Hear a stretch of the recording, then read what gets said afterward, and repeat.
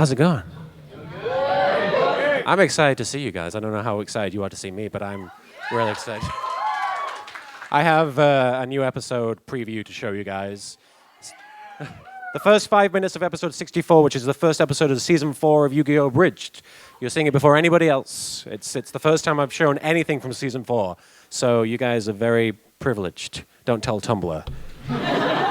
Yeah, I'll be showing that at some point during the panel. But first, I like to have some fun on my panels. Usually, no, my panels are boring as hell, you know. I like to have a bit of fun on here. Let me see if I can find the app. Where are we? Do I have it? Yes, I do. I have an app called libs, and I like to do them Yu-Gi-Oh! Themed and read them out. If you guys have any suggestions for the words that we could use, feel free to shout them out. I'll see what the lib is of the day. The Comeback Kid. Okay, it's a story about Joey Wheeler. Okay, person in room. Any particular Yu-Gi-Oh! Character? Steve. Steve? Okay. Okay. Excellent, Steve. An adjective. Funny. Fanny? That's funny, okay.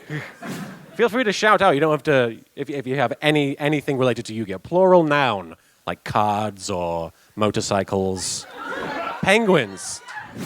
I like penguins. Another plural noun. Motorcycle. Motorcycles. Excellent. Penguins on motorcycles. Another plural noun.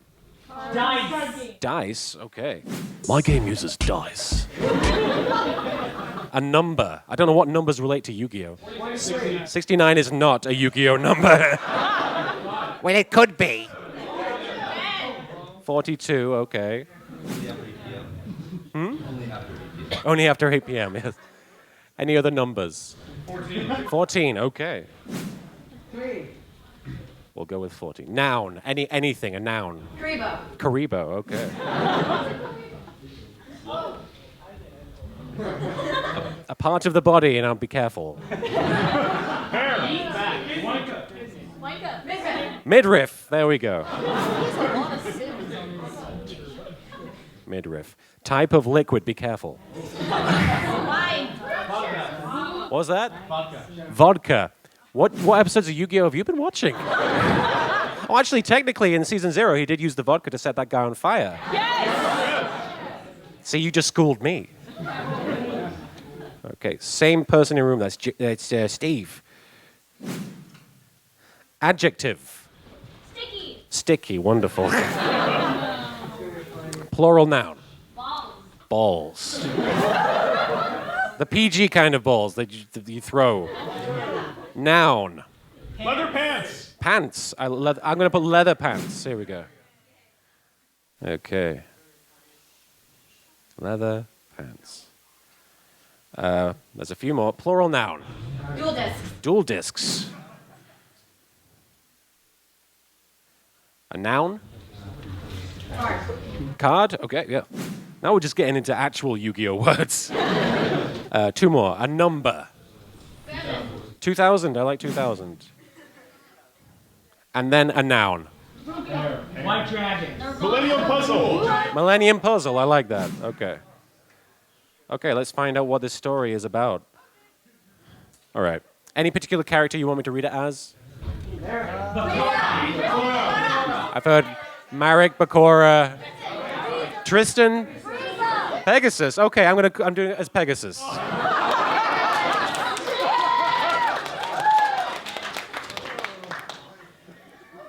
The Comeback Kid. Steve is back.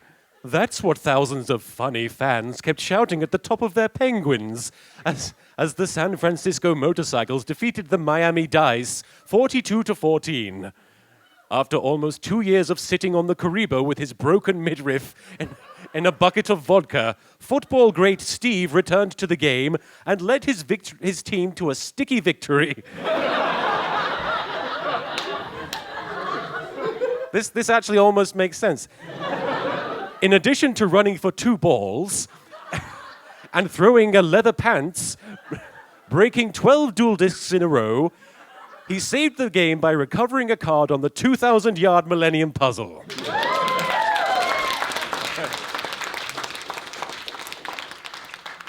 All right, so yeah, I'm LittleKuriboh. I am responsible for Yu-Gi-Oh! The Abridged series. It's my fault. I make the Naruto Abridged Comedy Fandom Spoof Series show. Bowie Sensei. There's always a very different reaction to that one. I voice work for Team 4-Star with their Dragon Ball Z Abridged. I do voice work for Hellsing Ultimate Abridged. I'm just going to keep listing things and have you go woo. Makes me feel great.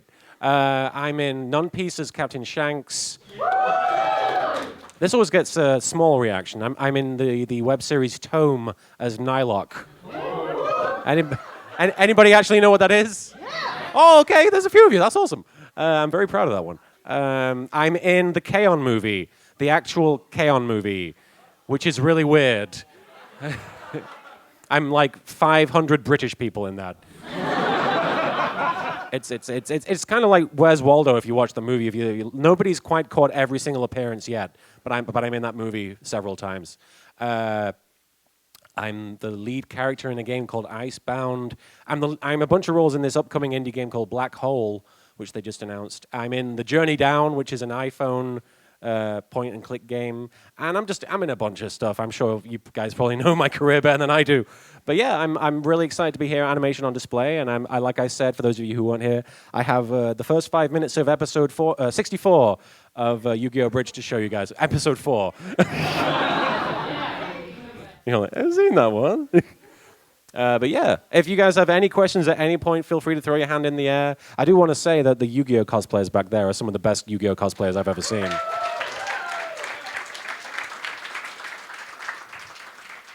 And big up to it being the Millennium World arc as well, because you don't see too many of those. That's really cool. Kisara especially, that's really sweet.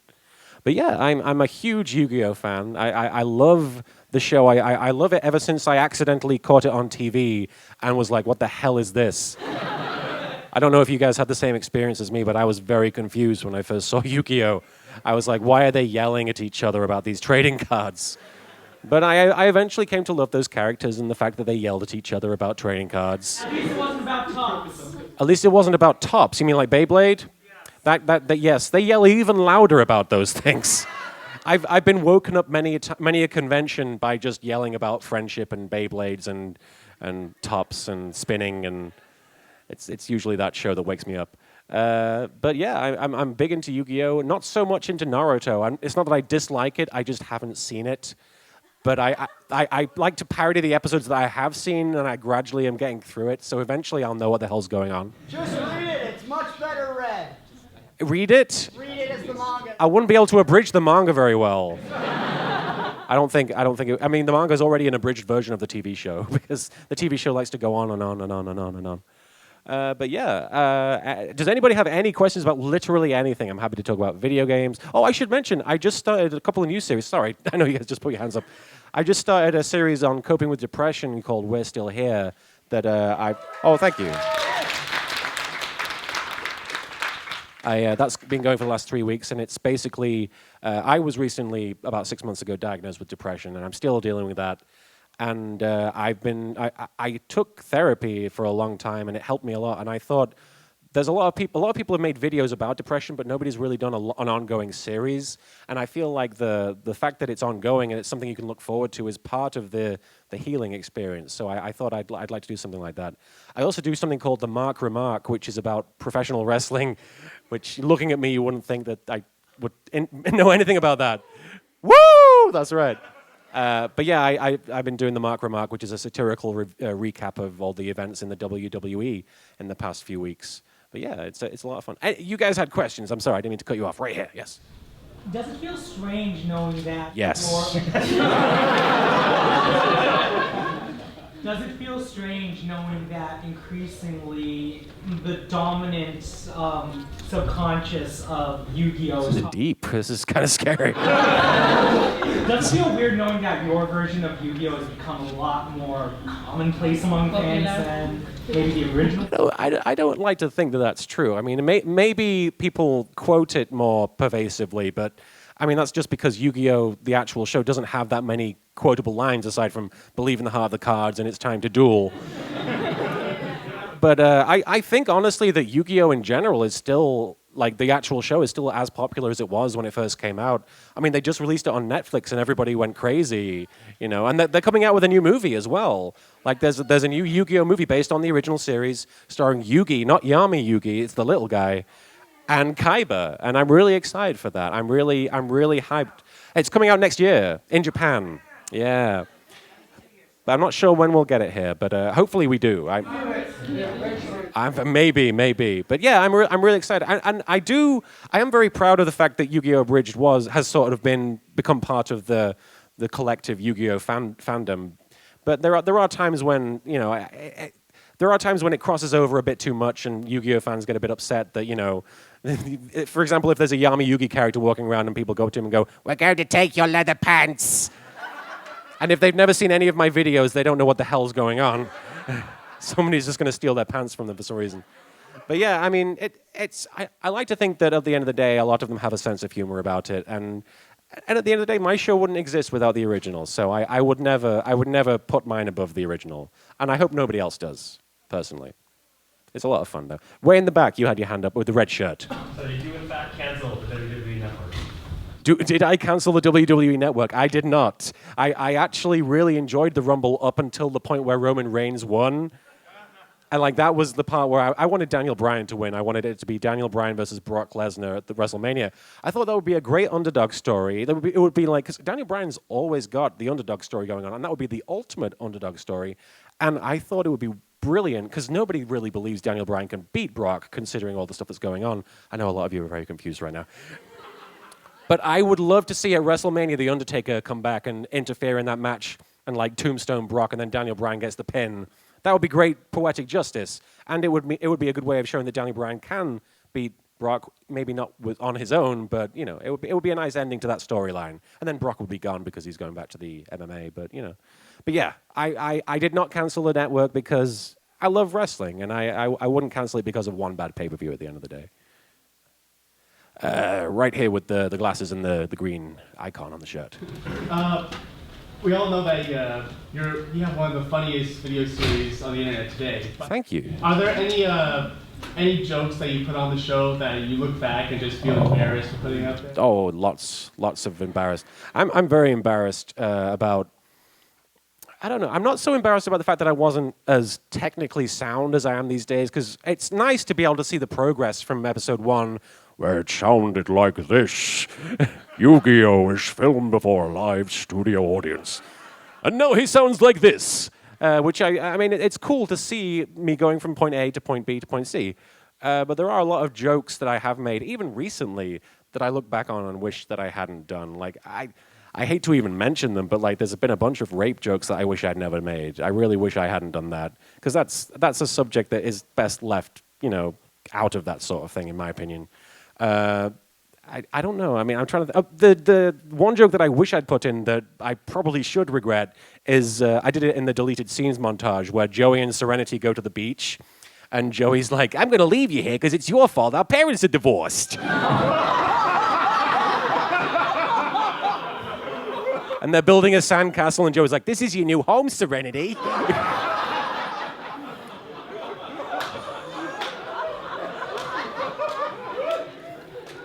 You see, I wish I'd put that in. But yeah, there are jokes that I regret, but at the end of the day, they are what they are, and I can't really go back and retcon them, unfortunately. I wish I could, but you know, I am where I am right now because of where I used to be, so I learn from my mistakes. Right here on the end with the white and the red bow tie. Are there any particular works of like fan-produced content, not by you, that you really enjoyed? Any fan-produced content that I really enjoy. I don't know if it counts, but I'm a huge fan of Marble Hornets, the Slenderman web series. I love that show, and I'm very proud of the guys who made it, because they've gone on to much bigger and better things since then. But if you've never seen it, it's a creepypasta show about this guy who made a student film. And while making the student film, without knowing, the Slender Man was basically around them while it was going on, influencing them. And he gives the footage of the film to his friend and says, "Burn this, because it's for some reason, he doesn't know why, he's just burn it, get rid of it. And then while his friend goes through the footage, he starts seeing Slenderman popping up in the background. And I took that idea and I made Concrete Giraffes, which was a video with Marek and Bakora making a film, and then Slenderman shows up in the background, and he's basically a photo bomber. He's like, hey, can I be in the movie too? That was my tribute to Marble Hornets. I'm trying to think of other fan-produced content. Like, obviously, I love Team 4 Star. Those guys will always be. Every time I say Team 4 Star, I get another $10. So, Team 4 Star, Team 4 Star, Team 4 Star, Team 4 Star, Team 4 Star. What other fan-produced contents are there that I like? I'm a big fan of Falero. I like a lot of the abridged works. He does Danganronpa abridged, and it's brilliant. If you like Danganronpa and you haven't seen Danganronpa abridged, I highly recommend it. It's one of the best ones out there. Bloody hell! I'm trying to think what I like. What's that? Purple Eyes. I mean, I could keep listing abridges, but I mean, the 50% off is brilliant, and I'm very honored to be in that show as Coach Sasabi. I'm very very excited about that. But those guys are brilliant. They're very down to earth and very humble people, and it's always nice to meet somebody who's gotten that kind of attention and fame from the internet who hasn't let it go to their head, because it's very easy to let it go to your head, and fortunately most of the people I know who've gotten involved in that sort of thing haven't let that happen. I'm a huge egotist though. I'm very full of myself.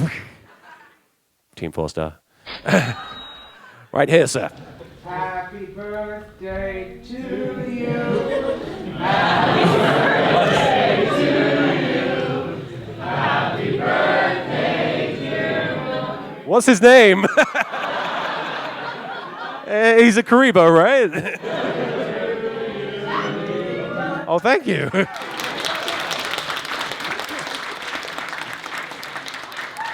That was very sweet. Was that planned? Was that a thing? Okay. That was very nice. Thank you, guys. It's my birthday in 3 days, so thank you for that. I appreciate that. I'm going to be 32. You had a question, though. So happy birthday in advance. I also noticed that your wallpaper here is from Star Wars: The Old Republic. It is. Do you play the game, and if so, would you be a Jedi or something? I did play the game, but at the end of the day, I just couldn't justify spending money on a monthly thing like that. I do like MMOs. I just recently started playing World of Warcraft for the first time.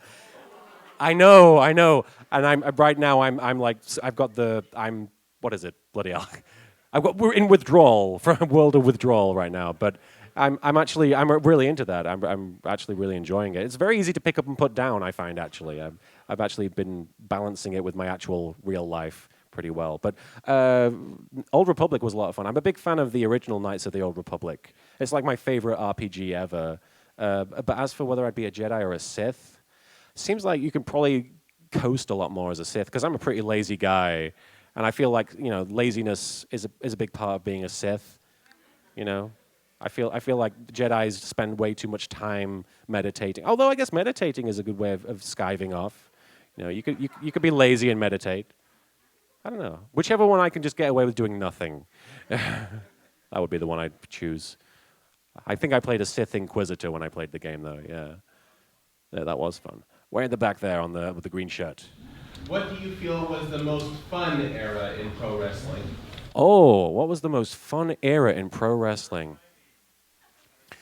They've all had their ups and their downs, but the one that I enjoyed the most was when I first started watching, which was right at the end of 1999, which is in the middle of the Attitude Era, and Mick Foley was feuding with Triple H, and they literally had just had their match. It was literally Mick Foley versus I think somebody at Armageddon, and then the week after that, they did the whole angle where he became Cactus Jack and was like facing Triple H at the Royal Rumble, and that was like the coolest thing I'd ever seen. Like much like with Yu-Gi-Oh, I went into that thinking this is the stupidest thing I've ever seen. Why are these grown men behaving like this? But it was really an involving storyline, and Mick Foley, like for any of you who've ever seen him on TV or experienced anything with him, is one of the most captivating personalities you can experience. and it was just really interesting to me, like to see something that was so dramatic and so interesting, and that involved so many complex personalities. Like Mick Foley on his own has like the 3 different personas. So I was just really into that. I was really captivated by it. And I had a lot of fun watching it. From like 99 to 2001, I'd say was my favorite part of wrestling. Right up until the invasion, that was pretty much where things go, you know? Yeah. Right there. So what is your Sims death counter? Because I'm noticing a lot of the Sims. Oh, yeah. My Sims death counter. I actually don't murder my Sims very often. I want to. But I like them too much.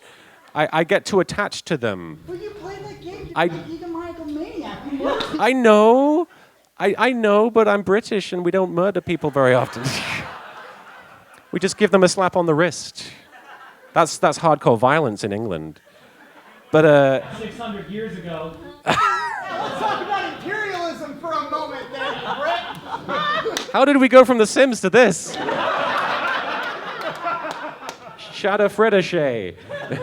But yeah, I'm a big fan of The Sims, and I didn't get Sims 4 yet, but I'm sure when I do, I will try and murder some people in your name. I will drown them. I will drown them like a sack of dumb puppies. What's that? Kaiba smiles. Kaiba does smile when... No, he smiles and then the puppy dies. There we go. Now I'm wondering which came first, the dead puppy or Kaiba smiling. It's a very philosophical question. Right here. I was wondering about We're Still Here. Yes. How long are you gonna continue that? I would like to continue We're Still Here for as long as I can. Like, for as long as I am able to continue talking about that. Obviously, I'm not going to be depressed my entire life. I would hope not. But I know there are going to be people out there who will be dealing with it for possibly their entire lives, and I don't want to give up on those people. So I will always try and release that every week if I can. And I just want to, yeah.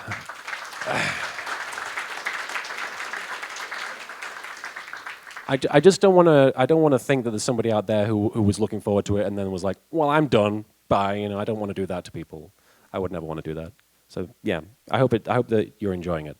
Oh, you talked to me about it earlier, didn't you? Yeah. Thank you for watching. I do appreciate it. And if it's helping any of you guys, I'm very happy, and I hope you guys are doing okay. Right here with the red hat. What is your favorite Mystery Science Theater movie? That they've never done? That they've ever done. That they've ever done. Oh, I'm a big fan of The Creeping Terror. They did this movie in season 6. I don't know if any of you have watched MST3K, but okay. But they basically make fun of bad movies, and they've turned it into riff tracks and cinematic Titanic since then. But The Creeping Terror was a brilliant one just because when they made this movie, they completely lost the audio to the movie. Like, the story is that they dropped it all in a lake somewhere and it was all wiped. So the entire movie is narrated. It's just this guy explaining what's going on. And it's trying to be a scary horror movie, but it becomes like an almost documentary feel. And it's really, really tedious and boring. And The Creeping Terror itself is this monster that looks like a carpet on legs. And it eats people, but they have to help it, and they have to climb inside its mouth. And you can tell that they're just sort of just eat me, okay, geez. But yeah, it's a lot of fun. It's a lot of fun. I like that movie. I like a lot of those movies. I like some of the underrated episodes of MST3K. I like Codename Diamond Head is one of my favorites. It's the one that stars, bloody hell, what's his name? It's got Lovejoy in it from Lovejoy. What's his name? Ian McShane. He's the villain in it, and he's really, really camp in that movie, and I really enjoyed that. What's your favorite MST3K movie? Ooh. Was it Rift Tracks? I liked it when they riffed Cool as Ice. What's that? Cool as Ice, the Vanilla Ice movie? I haven't seen that one, but I need to. It's perfection. It's Oh. funny. You will be crying after you. Oh, I'll bet. I usually cry after I watch Vanilla Ice. Anybody over here have a question at all? Possibly about Yu-Gi-Oh! We could talk about anything you want, but... Right. How long will I be in the dealer's hall? I will be in there from after this panel up until 6:30 when they close, and I'll be there tomorrow most of the day. I have my Voice Duels panel as well. Yeah. I highly recommend taking part. That's a lot of fun. I'm doing that. Hell yeah, I hope you do. But yeah, I'll be in the dealer's hall most of the time, and I have a table. If you walk in the dealer's room, turn left, I'll be on the left-hand wall. And I'm happy to talk to any of you guys. I have T-shirts. Thank you. Appreciate it. Way at the back with the blonde hair. Do you like bagels? Do I like bagels? That is the hardest question I've ever gotten on a panel. I had a bagel this morning, so I can't say that I dislike bagels, but they're not my favorite. Why? Is that a joke question, or is it? Yes, it is a joke. It's brilliant. I love it. I will take that one to my grave. It's brilliant. With the horse head. Yeah. Have you ever looked back and considered that you could have done a character differently in setting his personality? Any character? Yeah, like the Yu-Gi-Oh! Have I ever looked back on a character and wished I'd done their personality differently? Yes and no. Shadi is a character that I look back on and think, maybe I should have done something other than Borat, because 10 years from now, people are going to watch that and be like, what the hell is going on? But at the same time, my wife says that's my favorite joke that I've ever done. It's her favorite joke that I've ever done. So if I hadn't done that joke, it's possible my wife wouldn't have fallen in love with me. So I'm very happy that I did do that awful, outdated joke. But for the most part, I'm happy with the characters. I kind of wish that I'd cast a woman as some of the female roles, because it becomes very annoying to have to do those voices, my breasts and all that. I'm thinking about having a woman voice Mai in season 4, because her voice gets recast in season 4 in the dub, and I want her to be voiced by an actual woman. And Joey's like, "What the hell? You sound weird." But yeah, I don't. What? You sound sexy. You sound sexy now. But yeah, I for the most part, I'm happy with how the characters. My favorites are Bakura and Kaiba, because I feel like if those characters from the original show existed outside of the show, that is how they would be. You know, if they knew the cameras were pointing at them and they decided to just act of their own accord, they would be the douchey Kaiba from the abridged version and the very snarky Bakura from the abridged version as well. I think that'll be exactly why so British. Right there with the red shirt. Regardless of personality, who's your favorite character to voice? Who's my favorite character to voice, regardless of personality? It's very hard to say anything other than Marek. Because it's a very easy voice and everybody likes doing it. And he's basically my inner child. I've talked about this on other panels, but when I was younger, I was very loud and annoying, and I had very stupid ideas. Never stole anybody's pants, but I'm sure the idea came to mind at some point. But I'm a big fan of that character, and I'm a big fan of just goofing around as that character. Aside from Yu-Gi-Oh! Abridged, Naruto from Naruto spoof is one of my favorites. 'Cause yelling is funny! I can't stop pooping! He's a lot of fun. Frieza. Mostly because I feel like that's one of the best performances I've ever given.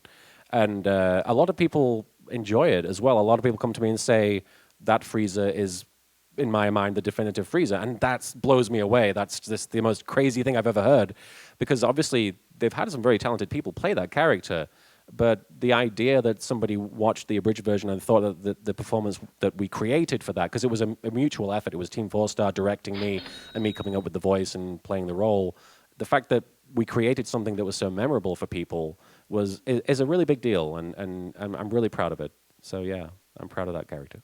Right there. You were voicing Frieza before before Funimation Kai actually revoiced him. Is it weird hearing that a lot of people almost compare the new voice of Frieza to how you were doing it? It is weird. Funnily enough, we released the first time I voiced Frieza was in the Bardock movie. What's it called? Episode of Bardock was the second one, wasn't it? Yeah, the first Bardock was something else. Father of Goku, there you go. And we released that in 2009, and that was about 4 months before Frieza showed up in Kai. And between Bardock and the first time he shows up in Season 2 of Dragon Ball Z Abridged, Kai came out and they showed Frieza, I believe, in the interim. And I was watching it at this convention called Anime Next on the East Coast, and I saw it, and he only had one line, and the internet was crapping on it. They were like, "That's terrible. That's awful. Why does he sound like that?" From one line, very, very familiar, very similar to how the internet usually reacts. But people were messaging me being like, "Why didn't you voice Frieza?" And I was like, "Because I'm not a professional voice actor." which since then I have become a professional voice actor. But I was really interested to see how they would approach it. And a lot of people think that the abridged version influenced their decision to go with a more effeminate sort of British sound. But if you listen to the Japanese, he sounds kind of like that in the original Japanese. He's very posh, and he's like, oh, it's that kind of voice. I mean, I feel like they were just paying homage to the Japanese with that.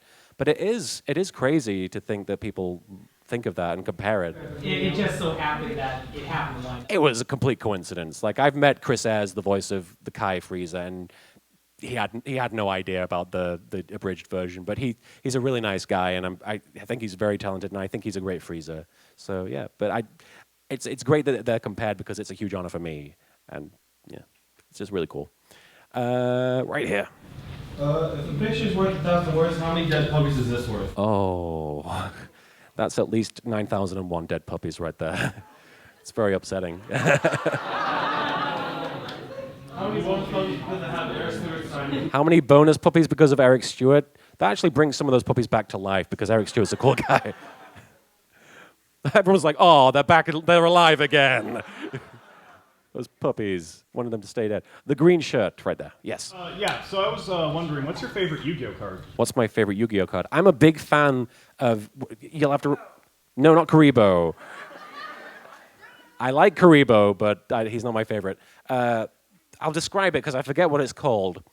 It's either Unity or it's the friendship one, but it's the one where it has all of the characters doing the friendship pose. Unity? Brilliant. I like that one just because I imagine what it would be like if they used it in the show. And then Yami pulls it out and he's like, whoa. How the hell did this happen? Yugi, we're on the card. And then he activates it and they appear on the field. He's like, dude, I am freaking out. I thought that would be brilliant, you know? So I like that card for that reason. Also because I like the characters, you know. I like the show more than I like the game. That's what made me fall in love with the Yu-Gi-Oh in general. So I'm fond of those characters, and that's my favorite card for that reason. Also, I like the message because Unity, you know. Wait, with the red shirt. Which accents did you have the most trouble switching back and forth with, or working on, or learning? Oh gosh, the thing about accents is I can do an American accent and I can do the British accent because I'm British. But the American accent, I mostly just am. The way I describe it is I'm just being very lazy with my speech patterns. So I'm sorry. It's just very lazy talking, in my opinion. But there's nothing wrong with that. It sounds nice. But I've never really been much of an accent guy. I actually just recorded for a JRPG where the director was going back and forth on which accent they wanted because I came into the booth and I'm used to being cast as British people. So I got on the mic and I started doing the character as British, and they were like, that's brilliant, that's fantastic. And I was like, okay, great. And so I kept going, and then they were like, no, don't do him British. And I was like, that's what I was doing before. What do you want? And then we kept going back and forth between American, British, until it was this strange hybrid of both, which didn't sound good at all. And then we took a break, and then we came back like half an hour later, and she was like, okay, we decided just do it British. And I'm like, okay, thank God, because that's much easier for me.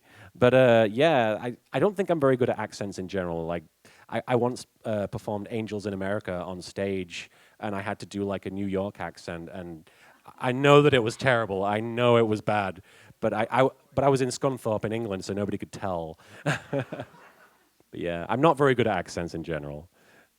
I mean, I've been told that this sounds more Australian than Brooklyn, you know, with the red jacket. That sound effect that plays when Merrick says the F word, what is that from? The F sound is from Perfect Hair Forever, which is an Adult Swim show that lasted about 7 episodes. And I was a huge fan of that show. I really enjoyed it. It was an anime parody, and it was really ridiculous. That's where the Kuriboh thing comes from. It is from the Kuriboh thing comes from as well. But every time the villain Quaffio would swear, he would make that sound, and I was a big fan of that joke. And as I do with many of my jokes, I just stole it. No, I'm completely original. Team 4-star. Right here, sir. So one on the when you watched Alice's voice in that one episode, how did she actually copy Eric Disney when she did Alice's voice, or is it just her own voice as Al? She was just doing a little boy voice. And also, I saw in your when we're still here, is that the setup how you do the parody work for the unbridging from that same setup with the mic there? No. When I'm recording for Abridged stuff, I have my microphone in my closet because I know it's a really ghetto setup. But I put memory foam on the closet walls, and I put the microphone in there, and it gets very, very hot, and I start sweating about half an hour into it, and I have to get out for oxygen. But it works much better if you do it in like a enclosed environment with nothing for the sound to bounce off of. Very nice room, by the way. Thank you. Appreciate it. Right here on the back with the green shirt. Is it wrong to miss 4 kids? No, I don't believe so. I understand. Personally, I know I make fun of 4 kids, but at the end of the day, I wouldn't know Yu-Gi-Oh! If it weren't for them. And they gave us Pokemon as well. Like, I mean, who didn't love the 4 Kids Pokemon series? Like, it was brilliant. It was so good. Like, Team Rocket are just part of culture now. You know, they're part of our lives, and they gave that to us. You know, maybe later, maybe on the Voice Duels panel. But yeah, I genuinely liked their work from time to time, and obviously they had some misses and they had some hits.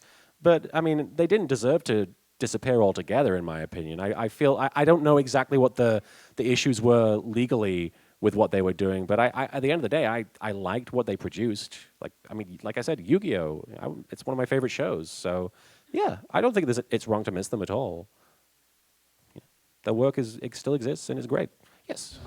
Speaking of Pokemon, do you plan on working with Elite 3 and Pokemon Bridge again soon? Do I plan on working with Elite 3 on Pokemon Bridge soon? They are actually on hiatus right now. They've had some issues creatively, and they're actually taking a break from the show. But I have been cast as another character. I've been cast as Farfetch'd.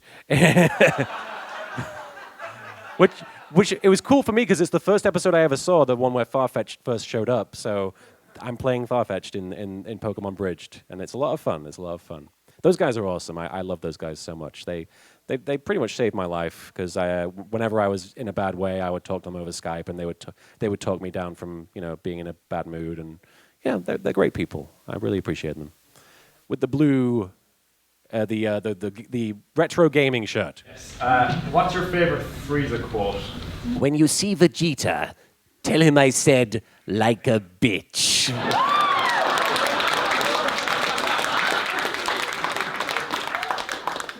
I like that one because whenever I'm at a convention with Chris Sabat, the voice of Vegeta, I will say, when you see Chris Sabat, tell him I said like a bitch. And people will do that. And he'll be very confused. My quotes confuse a lot of people. But yeah, I love that line, and people love that line, so I like that one. I like the one where the I forget what it's called, but the spirit bomb or whatever is coming towards me, and I go, oh my god. That's one of my favorites as well. Way down on the floor at the back there. Have I ever played or thought about playing League of Legends? I'm not sure if I'm allowed to talk about this, but I actually auditioned for the game.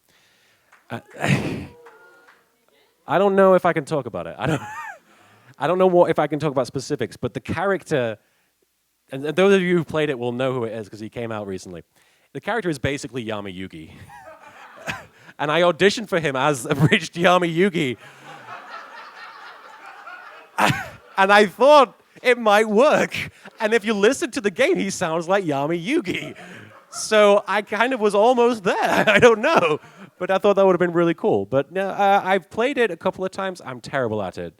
And I'm not very good with competitive gaming because they get very intense and people get very riled up very easily. If you're not very good at the game, people will let you know about it, and I don't like that. I'm not cool with that. League was voted the worst online community for the last 3 years running. Really? StarCraft 2. Oh my goodness. That's a shame. Isn't that a shame when a community is just so hostile like that? Like, it's video games. It's a game. We're supposed to be playing together. Like, you know, I don't see the point of getting on people's cases. Scholarships based off of League of Legends now. It's crazy. That's fine, but I mean, you don't. If you're in a class with somebody studying history, you're not like, "Ha, noob," you know.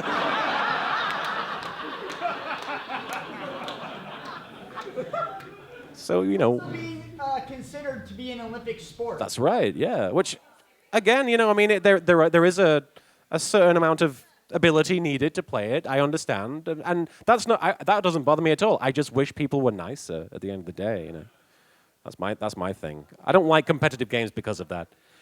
Even Yu-Gi-Oh! I've heard has a bit of a bad element to it with people playing competitively, which is a shame in my opinion because the show teaches you know friendship.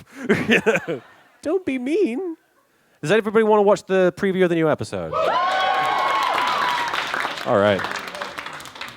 I don't know how loud this will be, so I'll try my best to turn the volume up. Oh, yeah. I hope it is. Oh, it's all the way up. Okay. All right. Oh, and by the way, if you're coming to my 18+ panel tonight, I'm showing for the first time part 1 of Kaiba Plays Five Nights at Freddy's 2. And if you like my in-character Let's Plays, it's one of my favorite things I've ever done, so you might enjoy it. All right. All right, so I do apologize if you can't see this very well, or if you can't hear it very well, but we'll do our best. Here we go. Yu-Gi-Oh! It's just like Pokemon, only with more Yu-Gi-Oh! Below the ocean surface, Professor Arthur Hawkins is about to happen upon one of the most significant discoveries in archaeological history. I have happened upon one of the most significant discoveries in archaeological history. Does he know that an ancient evil is about to arise from the depths to conquer the world above? But enough about that. Here's Rex and Weevil.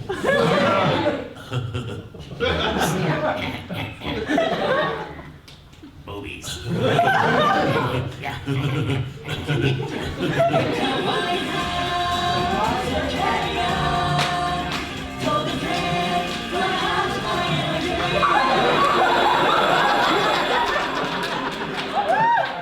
Hey, Weevil.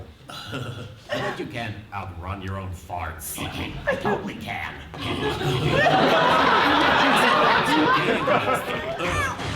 Fart knocker. Check it out. This dude's like a Jedi or something. May the farts be with you. What a dork. Yeah, what a...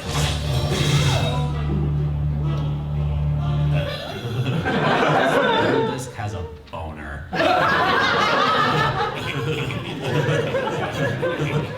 I'm worried about Yugi, guys. He hasn't been doing well in school lately. I think maybe the stress of being an anime protagonist is getting to him. Man, the whole saving the world thing really eats into your study time. I also have been struggling with my schoolwork. You're a freaking idiot. My teacher gave me like a bunch of gold stars. A+ in trying. I've been aggressively friendly towards Yugi until his problem magically goes away. I'm glad we came up to the roof to have this conversation.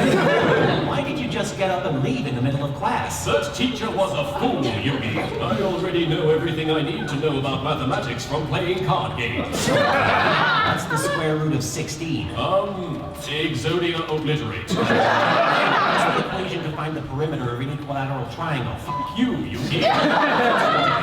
Yo, what are you doing here at the museum? Well, Miss Chapman seems to stare at ancient artifacts or play card games. Pretty limited options, really. Don't worry, fella. I wasn't worried. We'll come with you because we're your friends and we'll support everything you decide to do. I was also thinking about doing some of the drugs later. When you blaze it. Something is wrong. This ancient tablet. I think that's called sheer boredom. No, it's something far more powerful. Something plot related.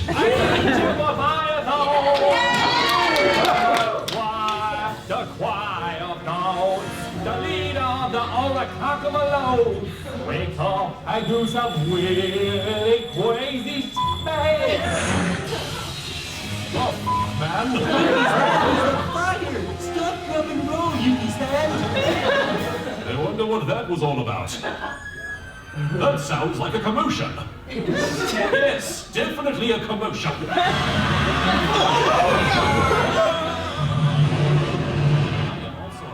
Hey, Real Monsters! He's finally on Netflix. Let's go home and watch it. In the 90s. Now it's all that animal crap.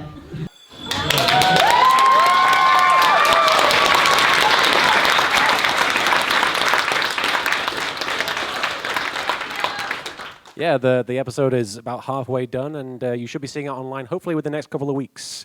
So I hope you like what you saw of it. But yeah, I have about 10 minutes of the panel left, so if you guys have any questions or any requests or anything, yes, right here. Are you, by any chance, a fan of the Fallout series? Am I a fan of the Fallout series? I am. I have a watch that has the Bloody Mess perk on there. I love it. I love Fallout. Why? You just were curious? Well, that and do you still play it? Yeah, I put like 400 hours into Fallout New Vegas. I love those games, and I'm looking forward to Fallout 4 when it eventually comes out. But yeah, I love those games. Love them. Right over there in the corner. Is your Tana voice just you doing Gypsy from Mr. Fantasy? Basically, yeah. I mean, it's just a falsetto, but that's basically what I was inspired by. Gypsy, yeah. Gypsy is a robot from Mystery Science Theater 3000. Thief King. Would you ever consider doing a rich version of 5Ds? I did technically do a one-shot of 5Ds starring Jack Atlas, but if I were to do like a full series, I don't know. I already rubbed the fandom the wrong way with card games on motorcycles. And what else do you say, really? But I mean, it's a great show. And in my opinion, 5Ds is the best written Yu-Gi-Oh! Series out there. I know I make fun of it a lot, but I genuinely love 5Ds. Maybe one day. I'll never say never, you know? Maybe one day. The young man in the aisle there. Can you do your Joey voice again? Oh yeah, I could totally do my Joey voice.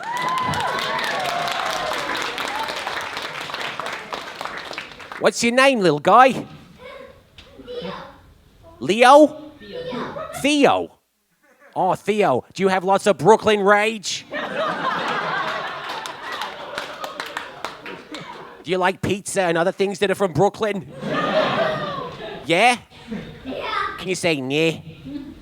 Yeah. That's awesome.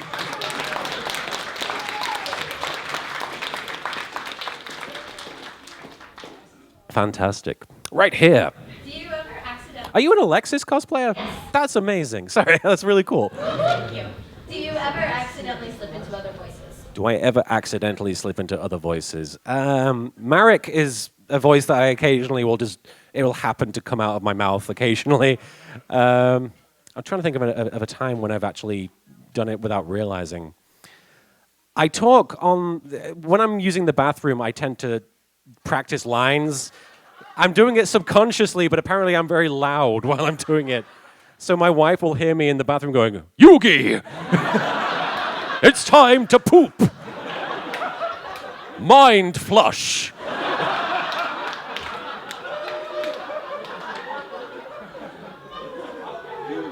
It does happen from time to time.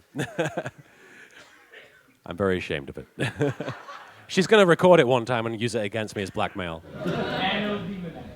Right in there in the middle. If you're a fan of Fallout New Vegas, there's a series on YouTube called Fallout New Vegas Lore.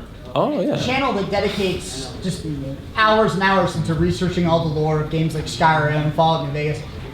You might want to look at that. I will totally look into that. I'm really interested in the World of Warcraft lore right now because I have no idea what the hell is going on.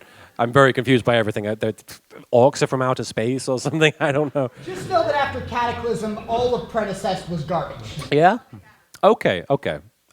Then there's a lot less for me to worry about. That's good. We have about 10 minutes left with the convention guide.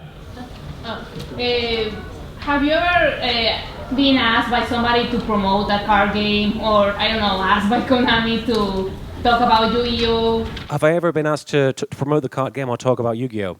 There was one time. Do you guys remember when Upper Deck was doing the game? Before Konami, Upper Deck was involved. Before it was taken away from them, and they wanted me to actually announce at the regionals in England. Like the official tournament, they wanted me to come down and be like, "Attention, duelists!" And Unfortunately, I got laryngitis that weekend. Like, that's the worst time for it to happen. It was happening at Wembley Stadium, and I was like, it would have been a big deal, but like missed opportunity, unfortunately. But aside from that, no, I've not been contacted to officially promote the game. I don't think I'd do a very good job. I would basically be like, I know what Kuriboh does. That's about it. But yeah, maybe one day, who knows? Right there, with the red shirt. What was any reason behind early on the Tristan changing his voice bit? Yes. Story behind that? Sam Riegel was cast as Tristan, the voice of Teddy from Persona 4. He was cast originally as Tristan, and he did this he was trying to do like a cool surfer dude kind of voice, but he sounded like Barty the dinosaur. And that lasted about 7 episodes of the original dub. And then they recast him as Greg Abbey, who was the new voice of Tristan and the voice of Yusei in the dub. And he basically just sounded like a normal guy, and it was a good performance. But I wanted to acknowledge it, and so I did an entire episode where Tristan's voice changed, and they had like a touching tribute to his voice dying by running with scissors.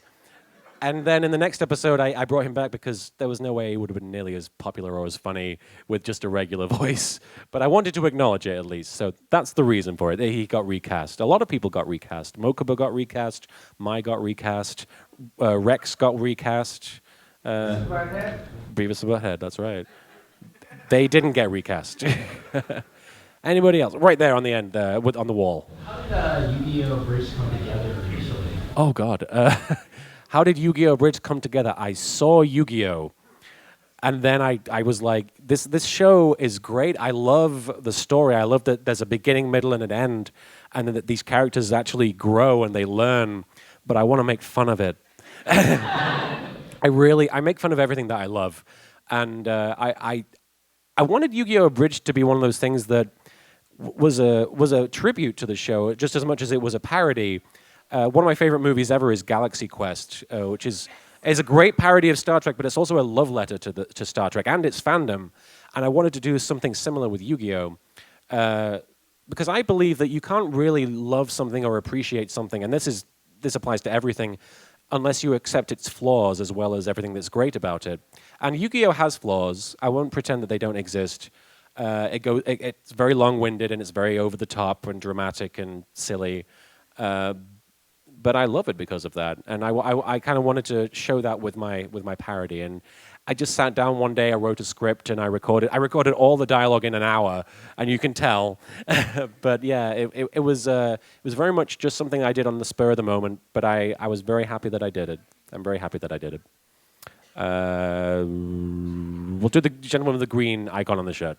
Are there any anime series that you would like to be part of an abridged series for? Any anime series that you'd like to be part of, that I'd like to do an abridged series for, or be part of the abridged series? Tenchi Muyo, I would love to do that. That was the first show I fell in love with, first anime show I fell in love with, and if I could ever be part of that, it would be brilliant. I don't think I could voice the whole thing, because there's like a dozen women in the main cast, so they'd all just sound like this. But yeah, I mean, I'd love to do a Tenchi one. I tried doing an Evangelion one. Evangelion is my favorite anime, and I did a one-shot for it. Oh, thank you. He also likes things. I did an Evangelion one-shot for charity, and funnily enough, when it first came out, this big Evangelion fan site released this news article that said, LittleKuriboh released his worst Evangelion parody of all time. You know, I mean, at least they saw it. But I'm very proud of it. I actually am very happy with it because it did a lot of things that people don't usually do with Evangelion. It focused more on Gendo and Fuyutsuki, and it didn't talk about Shinji being a wuss, you know, which everybody tends to talk about that. And I'd love to do a second episode of that. I'd even like to do that as a full series, because like I said, I love Evangelion, but the fandom didn't take to it very well, so I don't know if I want to poke that hornet's nest again. But maybe one day, maybe one day. The blonde hair, the bagel question, yes. All right, there's a scene in the second season of Digimon. Are there bagels in it? No! It does have something to do with puppies. Okay. Where one of the main characters kicks a puppy. Brilliant. You think he and Kaiba should have just the mass puppy genocide I do believe that, yes. That should definitely be a thing that happens at some point. Yes. Just edit Kaiba's face onto that scene from Anchorman where he kicks the dog off the bridge. That would be how it goes. We have time for about one more question. On the left with the Why So British t-shirt. Have you ever tried playing the Yu-Gi-Oh card game, like getting into it? I have. It did not go well. Say again? It's a lot easier than a TV show. Really? It's on the card. Because in the TV show, they could just make up rules, and they happened. It's like 40K in our universe. I attacked the moon. That's how that works. Station ring on your castle! So long as you have enough money, right? Exactly. But the first time I played the game for real, like I'd never even touched the game before, was at Comic-Con in 2008. And they just revealed the 5Ds dub. Like it was the first time they'd ever shown it off. And there was a big hubbub about that. And they were showing off the new synchro rules. And synchro what? I sat down with this guy who was like an official representative from Konami or Upper Deck, I can't remember. And he sat me down and he was like, he knew who I was just from people talking. And he sat me down and he started explaining the synchro rules. And I was like, dude, you have to explain the whole thing. And he was like, what? And I was like, I don't know anything about this. And he went, but I played it and I lost decisively. I think I had no life points at the end and my opponent had 6,000. So it wasn't even close. Yeah, I wish I had a Kuriboh. But at the end of the day, I understand why people play it, and I think it's what I have played of it is fun. I'm just terrible. I don't believe in the heart of the cards. I think that's my problem. I really shouldn't I? We have time for one last question. Green shirt right here. What's your favorite line from your Naruto Bridge series? I can't stop pooping! I like that one a lot. That's about all we have time for. If you guys are interested, I have a table in the dealer's room. I'm happy to talk to you guys there. Otherwise, please have a great animation on display.